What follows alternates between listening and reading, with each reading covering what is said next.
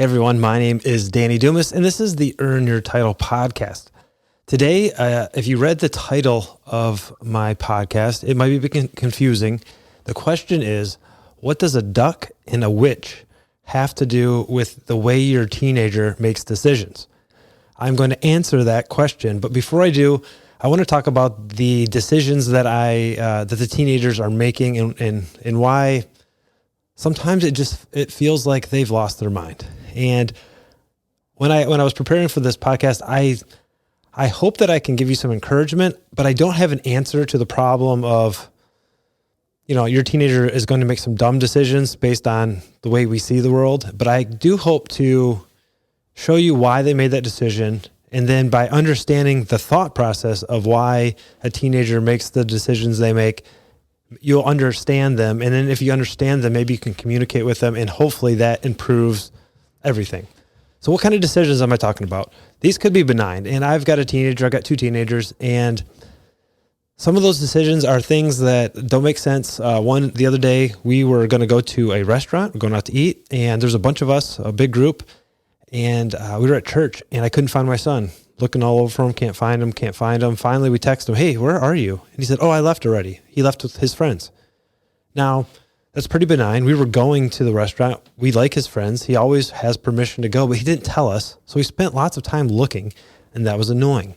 I look back at my life, and when I was 15 years old, all my friends started smoking.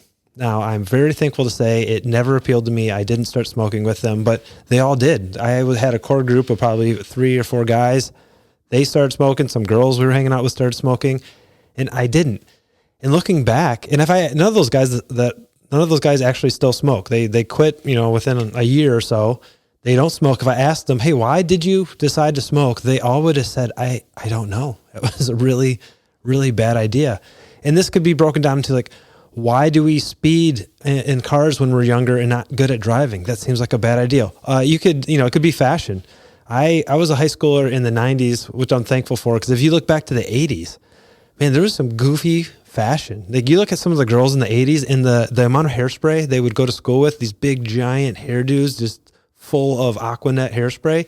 If you ask them now, why did you dress like that? It looks silly. I mean, it's not classic at all. And they would say, I don't know. Which leads me back to what a duck and a witch have in common. Now, if you're into the fine arts of movie watching, you might understand where I'm going with this. And if you do, you get two gold stars, bonus points by understanding what I'm about to talk about. When I was 13, I was introduced to this movie called Monty Python's Quest for the Holy Grail by my friend Adam Hunley. Now, side note, I hope to have Adam on the show. He is one of the most interesting human beings I've ever met. He's traveled all over the world, but he introduced me to the Quest for the Holy Grail. And I've probably seen that movie 20 or 30 times. I could probably quote the entire movie. I've probably lost it a little bit. I haven't watched it in several years. And it's a goofy movie. It's a Mel Brooks Patterson movie. And it's irony. He's the guy that did Blazing Saddles. And his humor is acquired, I guess. You have to be, pretty highbrow to enjoy it. But I did as a 13-year-old. I thought it was hilarious. But there's a scene in the movie where these people have a witch. They found this witch, and obviously everyone wants to burn the witch. And they bring her to this wise knight, and they said, "We found the witch." And he goes, "How do you know she's a witch?" And they go, "She looks like one. Look at her nose." And and she's got a fake nose. And they're like, "Well, we did the nose." So she takes the nose off.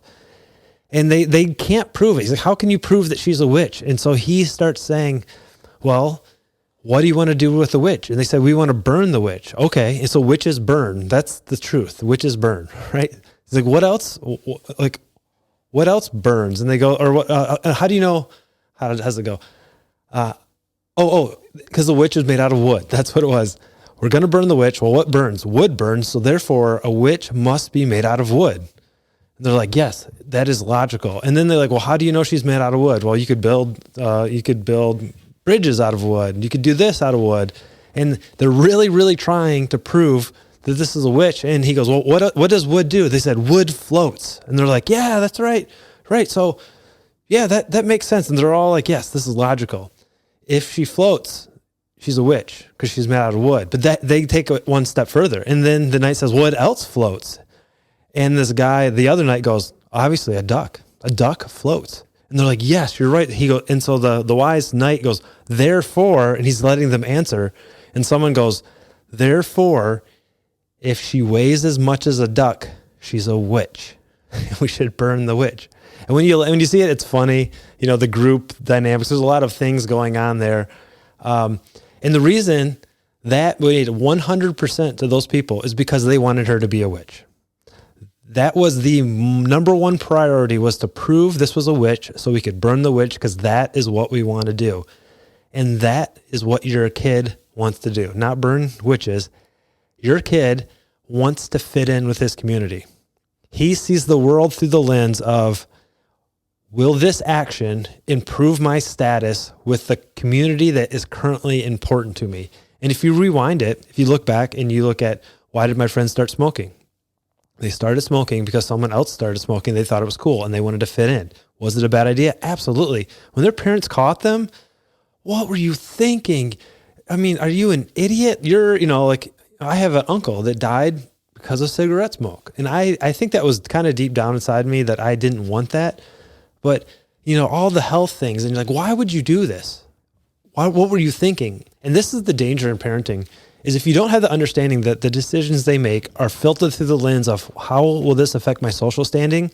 You all of a sudden see your teenager as an idiot because they're making dumb decisions. I don't think that's true. I think our teenagers have the ability to comprehend, to make decisions, to reason. The problem is their main filter is through their social standing. And if you come to the conclusion that the reason they made this decision is because they're an idiot, then when you're talking to them, you're talking down to them. You're seeing them as less than human, maybe, and that can't be good. When you're having these conversations, like, why would you leave with your friends and not tell us? It doesn't make sense. It doesn't make sense that my friends started smoking. That is not logical. It's dangerous. It's dirty. It smells. All these things that it aren't logical to make sense. But if you look at it through the frame of, well, it helps their friends, it allows them to fit in with their community, then that makes 100%. It totally makes sense. Why do girls in the 80s wear big hair? Because everybody in the 80s wore big hair. I'm sure there was some movie that came out and I like who that girl is and I'm going to do my hair like there. And when you look back, it seems silly. You might not be able to articulate it, but it allowed you to fit into the group that you felt was important. And as parents, there's two things that we need to kind of get our mind around.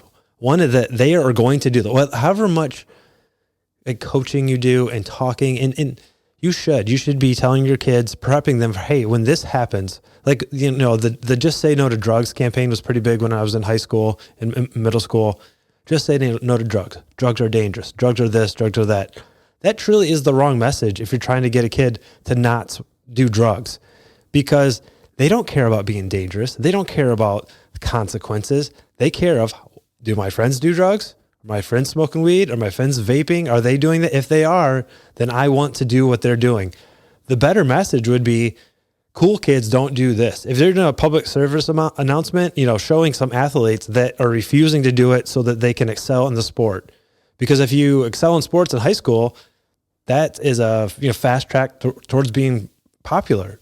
So as parents, we need to frame our advice by looking through the lens of, what are they going to do to be accepted into their group? And then how can we give them the information to say, hey, I know your friends are doing this, but you see how that could make you look like this to another group, or appeal to somebody else that they would really like to be at. And then the other one, and I think this is probably the most important part of this, is that for as much as it's possible to curate their friends, to engineer situations where they can be around good people, to engineer situations where they're going to someone's house and their parents well, and that their parents aren't going to allow them to do something, to drink, to smoke, to do whatever you don't want them to do, and you have that community.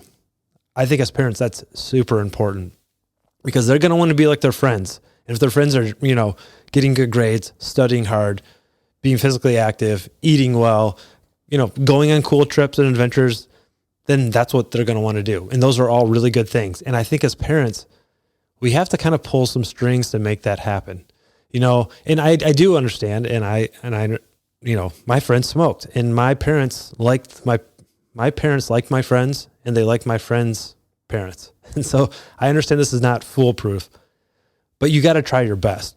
And I think curating the people that your kids are around and doing your best to expose them to positive examples of success, of the things that you want, because I also know that like at some point my son doesn't want to hear it from me. And that's why having like a strong, men, at least for my son, strong men around him that have the same morals as I do, and they can say something and he can take it, and it's not from me. For my daughter to have awesome examples of just good women who are doing great things in this world, that stuff's important because they're not going to listen to me. They might hear me, and maybe eventually it gets in there and they do those things, but they're going to respond by what is best for my social circles. So one, we have to understand, and that's probably the main goal of this podcast today, is I just want you to understand that that's where they're making decisions. If the decision lines up with their social status, then they're not being idiots. They just have a skewed view of the world. So don't look at your kid as an idiot. I truly think that is a poor framework to start the conversation, especially if it's something bad. If it's benign, I didn't give Levi a hard time about Levi. I just said, hey, bud, it would be helpful if you told us before you left than when we had to find out by texting you. And I understand. And he did. And I can appreciate that. Your kids are speeding in the car. That's a conversation that you need to have. And it's important. And somehow you have to relate it to their friends, their peer group. I just talked to so-and-so's parents, and we have decided that we're all going to be monitoring each other. And I think that was something that maybe we've lost a little bit, where parents are not willing to police your kid a little bit. Like, I knew I could go someplace, and if I did something, there was 3 or 4 adults that could respond exactly the same way as my parents, for good or for bad. And that was pretty powerful tool for my parents to know that, hey, I've got a group of people out in this world, at school, at church, wherever. And if that person says that is like me saying that. If you're, sometimes we call them, our uncles, that they weren't actually uncles or aunts. If so-and-so said something to you, just assume it came from me, and we're all on the same page. And I think that's another thing that we can do to help facilitate good decisions, right? Having other people around. And I just wanted you guys to think about that. I wanted you to think about your kid is going to make what you think might be dumb decisions. And they're probably not, if you look through the lens of how does this affect my social circle? That's a tough one. Social circle. And then don't look at them as being idiots, and talk to them as if you understood, because you do now. So hopefully this was good for you. My name is Danny Dumas, and this has been the Earn Your Title podcast. I have a request. If you could leave me a review, they're helpful when people are going through and trying to figure out, should I click on this button, or should I click on this podcast and learn about ducks and witches? So I think it would be helpful. I really appreciate everyone that's left me a review so far. I can't wait to talk to you guys again. You guys have a great day. I will talk to you later.